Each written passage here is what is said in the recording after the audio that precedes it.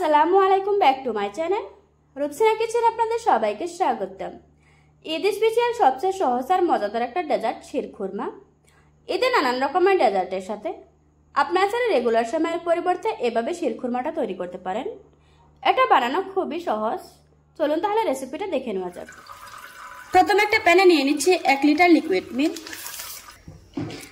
এবার অনবরত নেড়েচেড়ে দুধটাকে কিছুক্ষণের জন্য জাল করে নেব। দুধটা কিছুটা গরম হয়ে আসলে দিয়ে দিব 1/4 কাপ গুঁড়ো দুধ।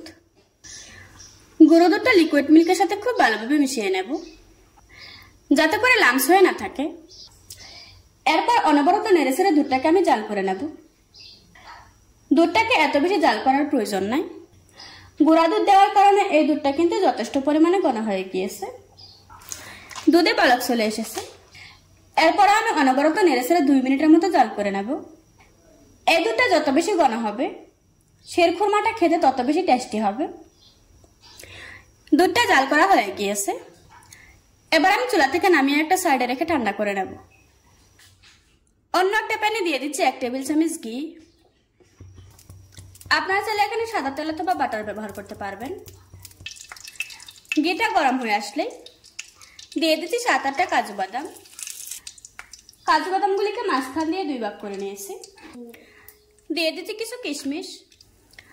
এরপর দিয়ে দিচ্ছি 1 টেবিল চামচ পিস্তা বাদাম কুচি। আমি সবগুলি উপকরণ ঘিয়ের সাথে কিছুক্ষণ ভেজে নেব,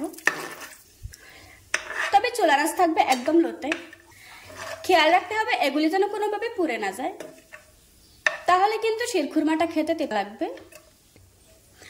যখন দেখবেন কালার চেঞ্জ হয়ে গিয়েছে তখন বুঝতে হবে এগুলি ভাজা হয়ে গিয়েছে। এখন আমি এগুলিকে একটা প্লেটে তুলে নেব। এবার দিয়ে দিচ্ছি 1 কাপ সেমাই।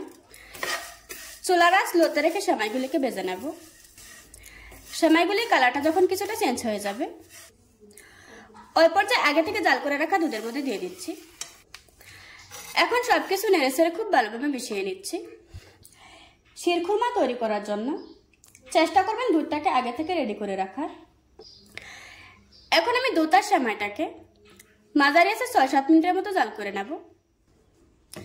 7 মিনিট পর আমাদের শিরখুরমাটা অনেকটাই ঘন হয়ে গিয়েছে, সেমাইটাও কিন্তু সিদ্ধ হয়ে গিয়েছে।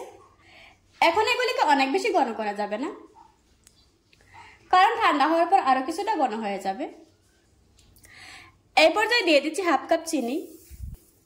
মিষ্টিটা আপনারা আপনাদের পছন্দ অনুযায়ী দিয়ে নেবেন। এবার দিয়ে দিচ্ছি আগে থেকে ভেজে রাখা বাদাম। দিয়ে দিচ্ছি 1/4 চা চামচ লবণ।